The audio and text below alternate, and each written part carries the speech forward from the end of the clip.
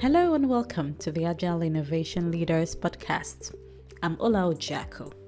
On this podcast, I speak with world-class leaders and doers about themselves and a variety of topics spanning Agile, lean innovation, business, leadership, and much more, with actionable takeaways for you, the listener.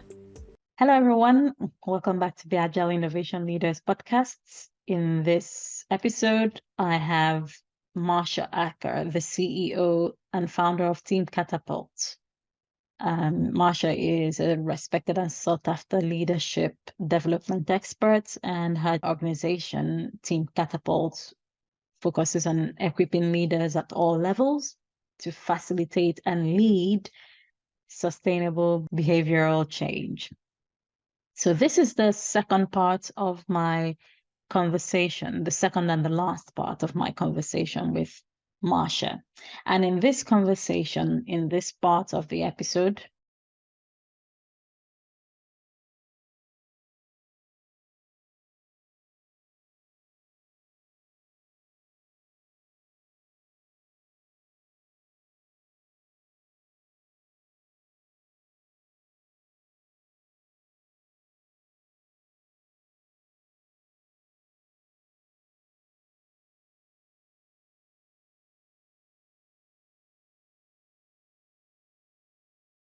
I found both the part one and this conversation, which is the final part of my conversation with Marsha, very insightful. And I hope you get something useful out of it as well. So without further ado, ladies and gentlemen, Marsha Acker. I'm very focused on behavioral-led change at the moment. And so in that behavioral-led change, what I place sort of at the center of any change is, how are people communicating with one another? Are they able to actually have the real conversation? Is there enough awareness in the system that they can kind of catch sight of when the real conversation starts to go underground? And can they actually have the muscle, the range in their leadership to catch sight of it and then bring it back in the room? Change doesn't happen until people feel heard and understood. I think one of the biggest questions that I think we help leadership teams look at is, how do we work with difference and actually welcome it, rather than try to minimize it? Because I think that's the rub, where if we don't have skills to work with it, we tend to minimize it or send it out of the room or suppress it. Like we say, we don't have enough time for that, or gosh, we've got this deadline. So we become super deadline driven. And I think sometimes at the expense of having a real conversation with one another. I don't know that I could find you an example of any organization that I've worked in, including my own TeamCatapult, where something that we're trying to do or accomplish or move forward doesn't meet a roadblock when some aspect of our conversation isn't fully online, or we're not fully having the conversation that we need to have. So you asked, how would I do? So one of the ways that I would do that today is, first, whenever I'm engaging with a leadership team or any other team that's really trying to bring about change, and just noticing like they're trying to level up, or there's something that they're wanting that they feel like they're kind of capped at, is I just start to help them look at the way they engage in conversation.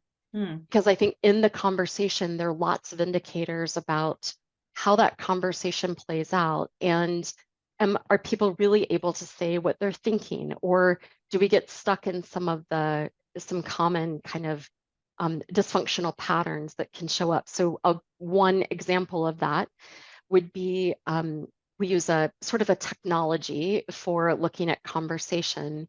And there are 4 actions that happen in all effective conversations: a move, a follow, an oppose, and a bystand. So a move sets direction, a follow supports it, an oppose offers really clear correction. It says, no, hang on, wait a minute. And a bystand offers a morally neutral perspective. So one way is to help a team onboard that, but there are common patterns, and one of the common patterns that will come out, particularly in tech teams, where there's pace and we need to move things forward, is that they can get into this pattern of someone makes a move and everyone else just sort of remains silent or says something to the effect, might voice sure, that sounds good, or so they start to fall into this pattern of move and lots of follow.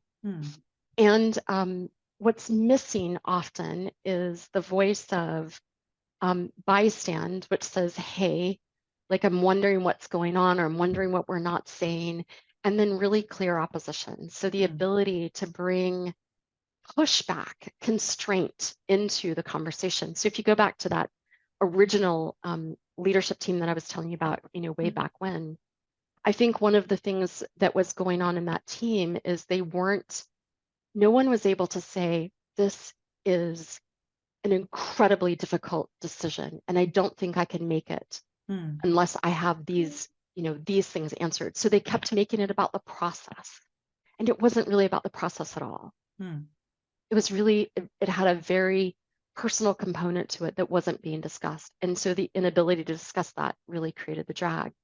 So the way that I think about helping any team work through any change is helping them on board the skills of being able to have, we call it it's a principle that we hold about bringing the real conversation in the room. Can you bring the conversation online versus offline? So the other flag that you might have for when your conversations are going offline is if you feel, I often think about, like, if I leave a conversation with you and I, for example, if I left this conversation and I went off and I felt the need, or I was compelled to want to vent or complain about it to someone else, that's my hazard flag that there was something that I was holding back from in this conversation that I didn't say.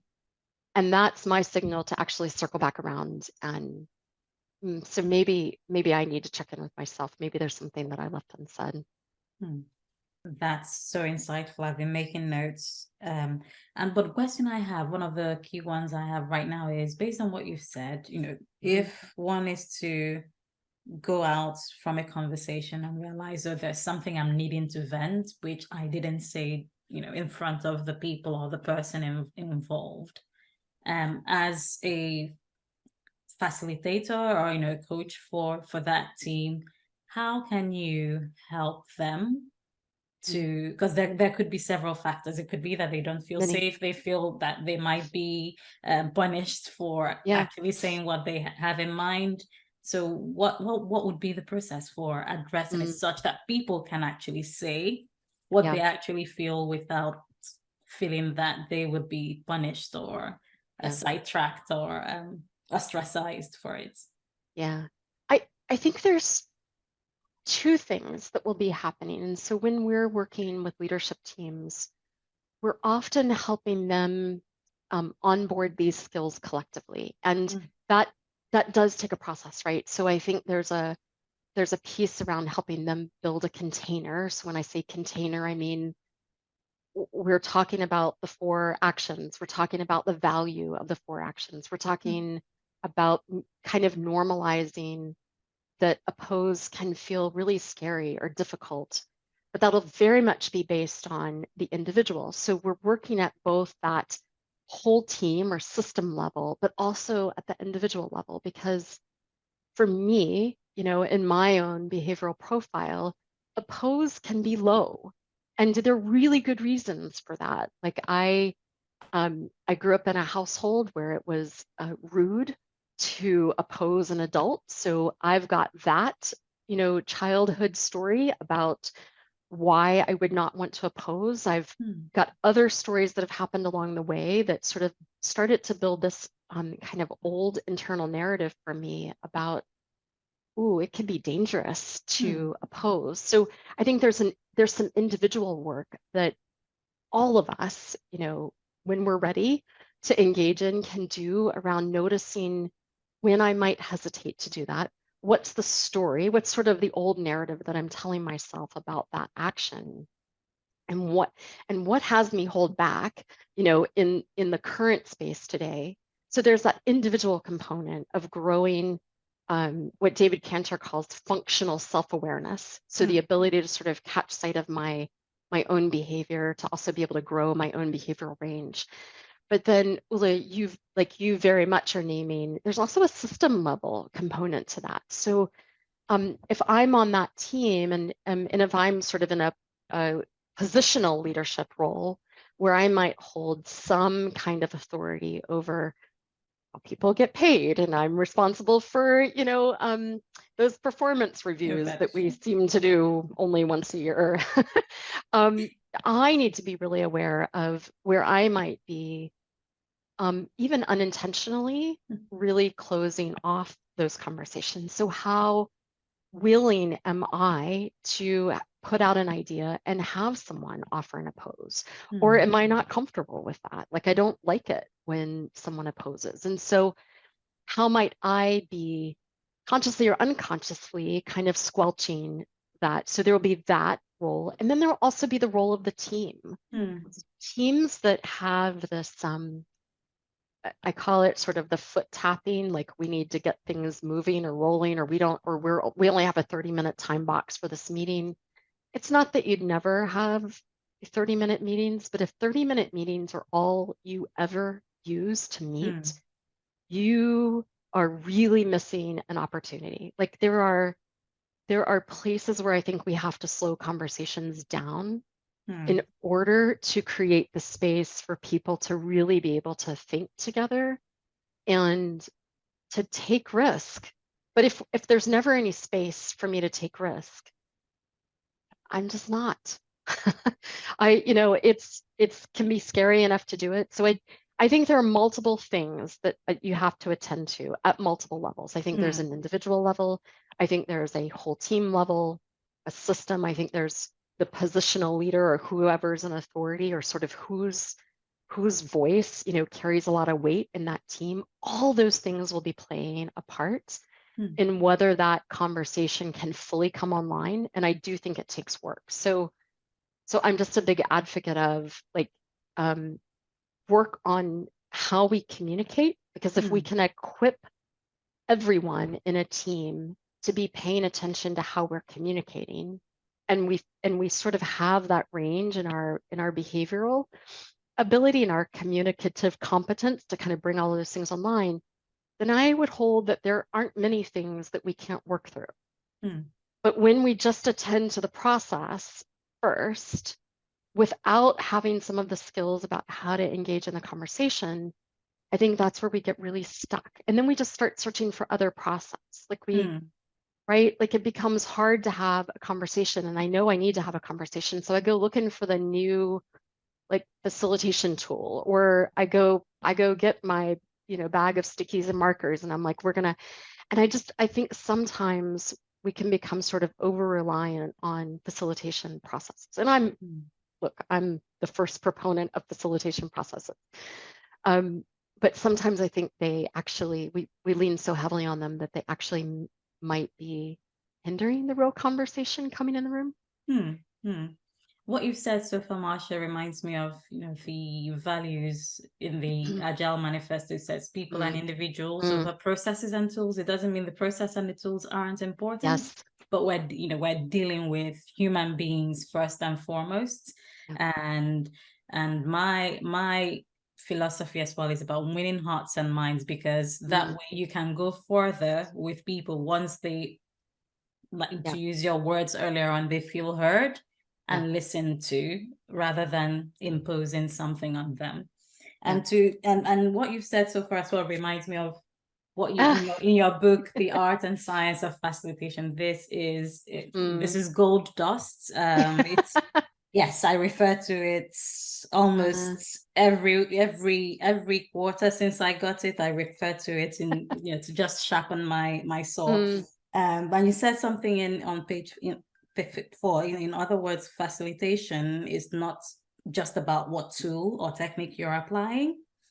just as much, if not more, it's about what you believe. So you did mention something about the self-awareness and functional self-awareness proposed by David Cantor. So it's not just about what it's about what you believe, who you are being in the moment, and what you see and sense in the group. We could go into this, but I am also mindful of time, and I'd really like to dive into this book, your latest book, Build Your Model for Leading Change. Yeah. I thought, like you mentioned before we started recording, it's not something you'd read over a weekend. I opened the first page and I was like, no, I have to slow down and think about it. So what got you on the journey to writing this book? What was the intention? Yeah. So I told, I was mentioning earlier, I did several coach trainings, individual coach training, systems coach training. And then I got introduced to David Cantor's work. So he wrote a book called Reading the Room.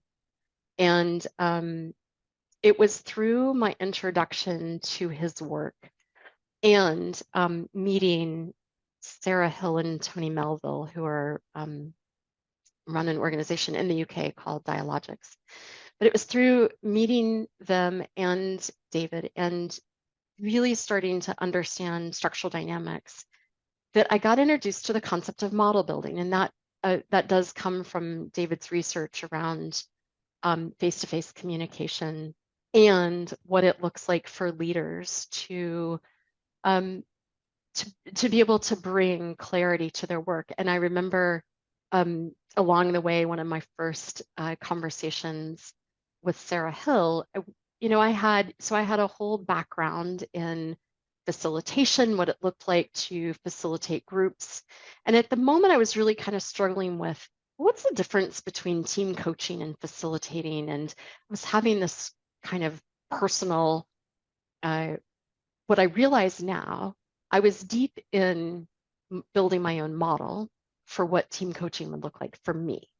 But at the time, it felt like a bit of an existential crisis or a midlife crisis or something that because I saw difference between the two, but I was really confused as I, onboarded all of the different tools and models for how to coach about the difference between the two. And I remember one day Sarah looked at me and I had shared with her a perspective that someone else had shared with me about, what happens in team coaching. And I was really confused because it really conflicted with what she was saying to me. And, so I went up to her after we'd done a session and I just said, so I really want to talk about this. Like you said this, and then someone else said this. And it just makes no sense to me. And she just looked at me and she said, well, they have a different model. And I thought, okay, well, which one is right? And she was like, neither, neither right nor wrong, just different. And boy, I walked away and I just couldn't, I don't know how many years, it's probably been at least 10 years since we had that conversation, but it really stuck with me. And I think in my own journey, I've gotten so clear about the value of being able to articulate your model for leading change, your model for looking at behavior, your model for leadership. And boy, one of the things that I value the most about that is, David's stance that we all have our own. And that is some of our work to do, is to define our model. And that there will likely be a phase where I'm taking in other people's models and I'm learning how they talk about it and I'm learning the language. And so there is a version of that where I'm kind of imitating others. Like you do it and I'm going to do it just like you did it and I'm going to follow the language. It's one of the reasons that I published the first book around facilitation. Like that is how I think about facilitation and the facilitation stance. But I also hold that at some point, it's intended as a guide. And, there are a couple of ways of thinking about just getting started and then developing and then mastering. But it's when we get to mastery that essentially the job becomes to build your own model. So there will be parts about even that facilitation book where you might find along the way, Ule, you're going, yes, that's totally in my model too. And then, hey, Marsha, this thing where you talk about this, like, I don't know, it's not for me. So I'm going to discard that. It's not here. And then there's this new place, like I do this really differently. So I'm going to start to invent, this is a place where I'm going to do some model building of my own, where this is going to look like a new part that very specifically becomes mine. And David would have said that models are our picture of the world and our map of how we intend to go about working in the world. And so much of what I see when it comes to change is that I just think we're not really uber intentional and thoughtful about how we want to go about change. And if you go on LinkedIn at any given day, and just search on Agile, and you can find all kinds of social media debates about, this is the way it needs to be done. And someone else will chime in and I think that's baloney, this is the way I think it should be done.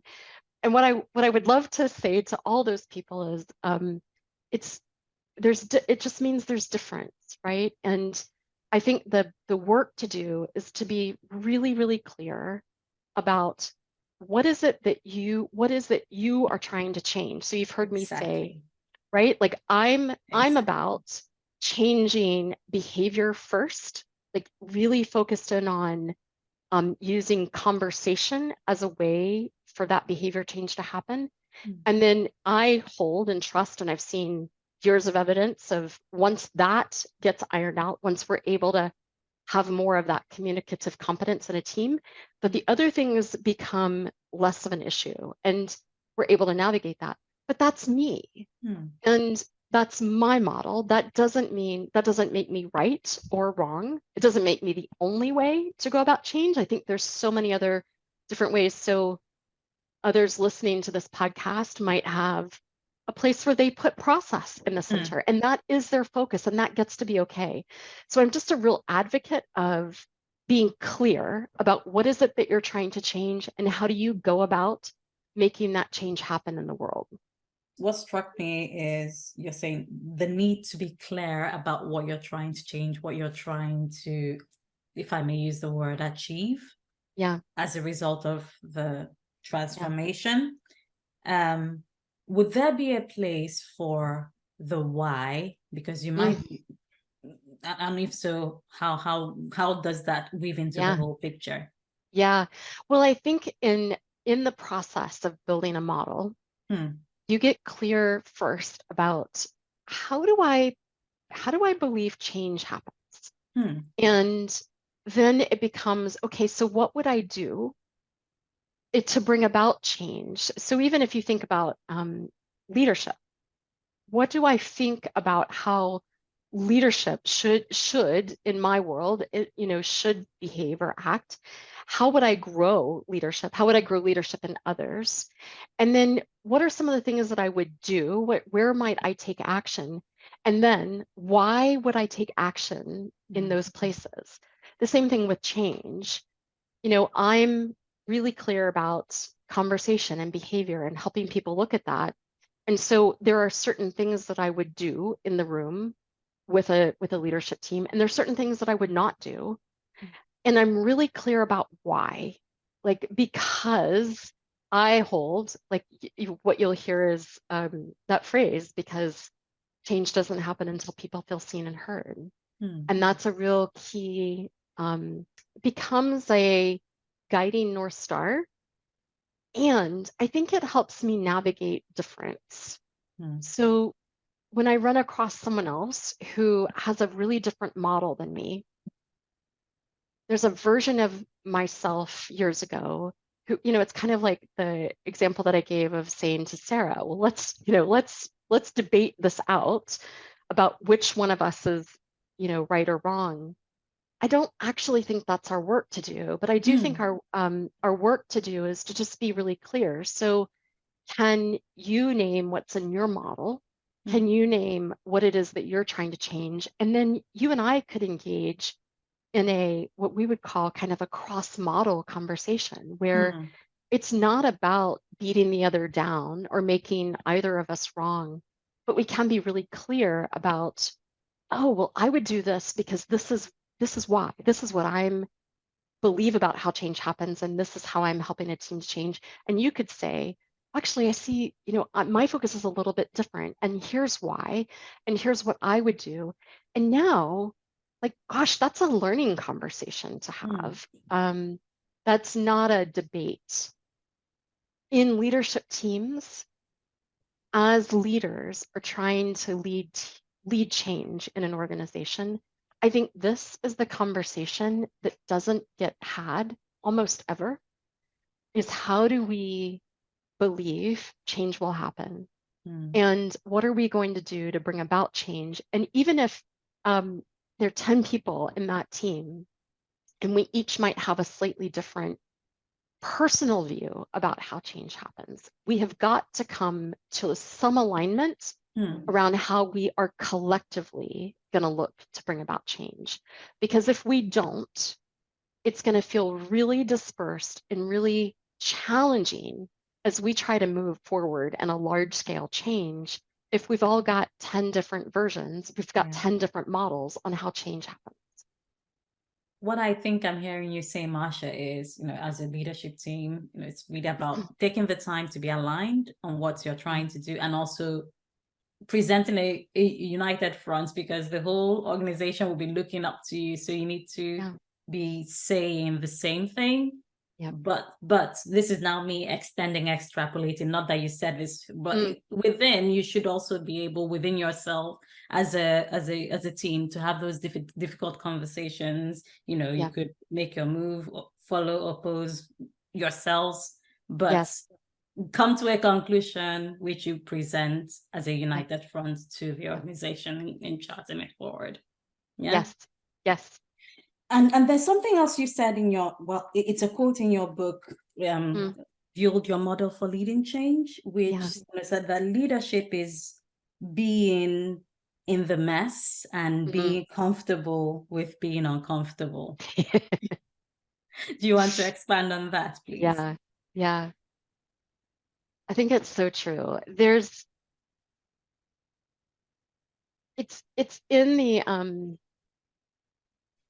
in the space between us that I think gets messy.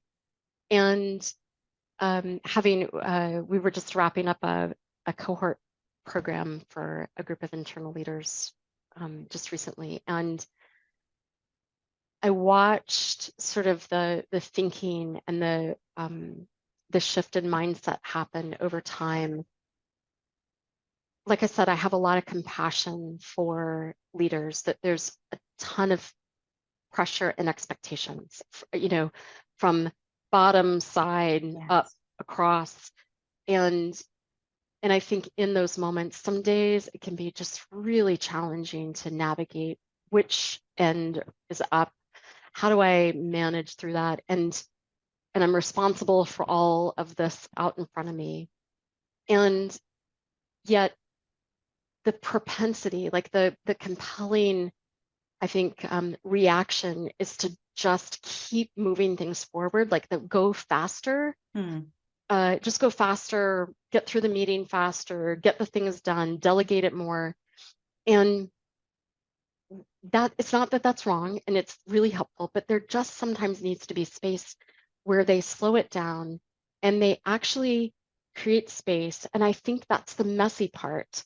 Like if I were to even channel what I would describe, if things get tense, or if I feel like somebody's possibly going to be disagreeing or not cooperate in the way that I want them to, I sometimes think the propensity to just keep moving forward and step over it or go past it is what often plagues us. And the path of, like, let me just slow down, I think it feels messy. I think it feels uncertain. It lacks a little bit of clarity about how, okay, so if I open this up, if I give voice, or I allow someone to give voice to a different point of view or a different perspective, am I going to be able to clean it up Hmm. and move us forward? And for me, that's part of what I mean by the messy part. Like it's unpredictable, and yet I've been in the room to watch it. I've experienced it myself. There's such a gift when you do just slow down a little Hmm. bit. Like there's misunderstandings get cleared up. Hmm. Assumptions that are not correct get corrected. They um, People who are just really charged up and they're making up all kinds of stories about why things are happening. Like the pressure valve gets released off of that, Hmm. and the anxiety comes down. Like I've just watched it happen over and over again. So I think there is the things that we tend to want to stay away from because they're not comfortable, I think are the things to find a way to make space for. So it's messy, it's uncomfortable, it's feels like it's going to take more time. All the kind of negative Hmm. talk that I hear leaders say, or navel gazing. It's my favorite one. It's going to feel like navel gazing. Um, but yeah, I think we have to create space for some of it. Thanks for that, Marsha. And there might be some listeners who, like me, are saying, okay, so in practice, how do we create the space? How do we Yeah. go slow? Because in my area, in my field, I'm just quoting, things seem Yeah. to be going at breakneck speed, and things are never going to slow down Mm, for me. So mm, how do I intentionally slow down or create the mm. space to be able to do this? What are the practices? Should we go on a retreat? Yeah. Well, I'll give you an example of at TeamCatapult. So Hmm. while we recommend this to all leadership teams that we work with, early on in the pandemic, I started to notice that we had grown, things had changed even for us internally. And so I made the decision to actually, even though we're all coaches, we brought coaches in to help us for about a year. And one of the things that we started to do for ourselves that we often recommend to others is carving out time once a month to create space where we would work on how we worked together. I think offsites and retreats are great. We do them. We have one coming up. We're all ridiculously excited to go to it. But we can't accomplish everything that we need to accomplish once or twice a year. Given our size and our pace and kind of how we work together, the once a month really made sense for us. So we carve it out. It's the first Thursday of every month. It's for 3.5 hours. Hmm. We worked with a coach in that time. Right now, we're not working with a coach, and it's agendaless. It's really an open space. It's not open space, the technology of open space. It's just an open conversation without an agenda. It's an invitation into dialogue, and it is the place that um, I know that it's on my calendar. It's reserved. Hmm. I don't have to, we can go at a pace in other meetings, but I know that we have that space. And it's the place where we just show up we all show up differently. Um, we give time to actually surface the sometimes maybe the things that did get stepped over Hmm. intentionally or unintentionally across, the last couple of weeks. And we have some of the most difficult, challenging, real, honest conversations in that space that I've ever experienced in my professional career. Hmm. So it definitely also I've learned to try to block my calendar off after those calls to, just to create a bit of processing time. So that's how we do it. Hmm. I just recently, a couple months ago, interviewed someone on my podcast, and he talked about, I loved this idea of 2-week sprints and a 1-week retro. Hmm. And so that was his way of really intentionally carving out reflection time and really placing the value on catching sight of things, slowing down. So I think we need places where we're creating variability Hmm. in the kind of meeting we're having. And I think when we're working at a really fast pace, just having, for me, I love knowing that it's on my calendar. I preserve the time. There's very little that will take precedence over it other than, being on vacation or something. But yeah, like I really value it. So I think it will look different for every team, depending on the frequency and how often you meet and how much work is being done. And would you say, because, the one about blocking out the time in people's calendars as a team, Yeah. What about as individuals, people as individuals also taking the time to do that for themselves? Yeah. We are, so in TeamCatapult, I think most people also work with individual coaches. So, I think we all have a practice of doing that. When we're working with leadership teams, we often recommend both so that there's a carved out space on a monthly basis to come together collectively and that they're each getting individual coaching as a way to help work through those things, like I was saying. I notice when I show up in that space, like my oppose goes silent, or I don't always bring my voice in. Like working one-on-one sometimes to help become more aware of why we're doing those things really helps us show up differently in the collective space. So yes, whether you're working with a coach or whether you're just carving out the time to do it yourself. And you asked me, why I wrote the book, the Build Your Model book. It's partly that, just wanting, it's a guided reflection workbook. And I really wanted to find a way to help people do this work on their own with some handholds or some guidance around what it might look like. Oh, thank you. And is there, on TeamCatapult, is there any program that could, if, for example, I want someone to guide me through the process? Is that available? Yeah, we have 2 public programs where we lay down kind of the technology that I've been describing and help you think about your own model for how. So there's 2 versions of that.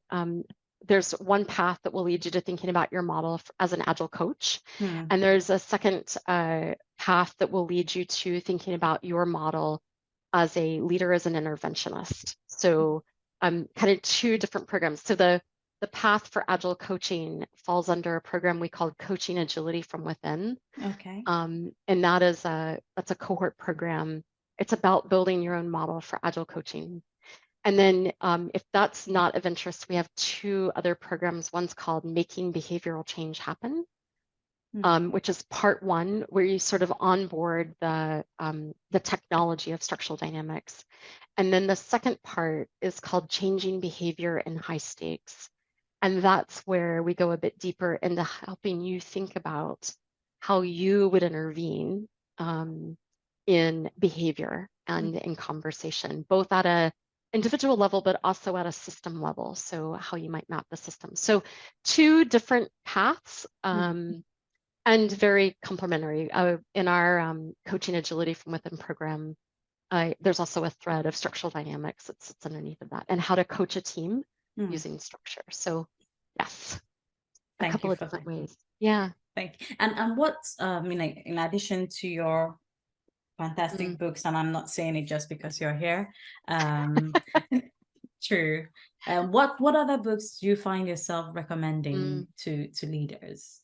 Yeah, well, I referenced one a little while ago, Reading the Room by David Cantor. Yeah, so all of our work really is informed greatly by that book.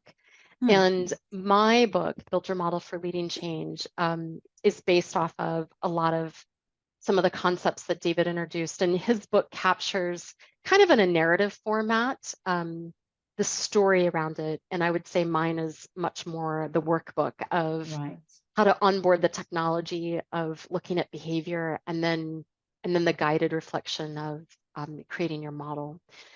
The other thing that I'm super excited, so my colleague Sarah just released version 2 of her book. She has a book called Where Did You Learn to Behave Like That? And I'm deep into reading the new version, so it's top of mind for me. It's it further takes you down the path. Like if you're hearing me talk about my childhood story and why I, hesitate to oppose, Sarah's sort of the expert in that space around childhood story work and doing it with leaders. So her book is all about some stories around leaders who have done the work on childhood story, how it's really impacted their leadership, how they make space for difference, and where they notice some of the kind of high stakes behaviors they may have as leaders. So yeah, if that's of interest, that's a really great resource to check out. Thank you for that. It will be in the show notes, and so that the audience can get it. And any ask of the audience before we wrap up? Yeah, we've covered a lot of topics today, and I think what I would just say in summary is an invitation to anybody to kind of be on a really intentional journey about what do you think about leadership? How do you go about leading in the world? How do you believe change happens? You've heard me share some examples today, but I just think there's a calling for all of us to do some of the work, because I think in the doing the work and getting clear for ourselves, I do think that's the place of clarity and competence. I think that's where we learn to find our feet when the gravitational pull of the real world kind of gets in our way, and we're all dealing with that in many ways. So that's what I want people to think about, in whatever shape or form that looks like for folks. That's the big thing. Thank you for that, Marsha.